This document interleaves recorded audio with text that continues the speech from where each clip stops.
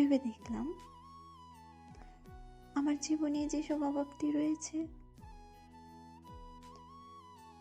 তার কারণটাই হলাম আমি নিজে। ভুলটা ঠিক কোথায় হয় আমি তা বুঝতে পারি না। শুধু একটা সময় পর বুঝি ভুল করছি। আমি আজীবন সঠিক সিদ্ধান্ত ভুল জায়গায় নিয়েছি, নয়তো সঠিক জায়গায় ভুল সিদ্ধান্ত। সঠিক সময় সঠিক কোনো কাজই আমার দ্বারা হয়নি আজ পর্যন্ত। ভুলটা হয়তো এখানে।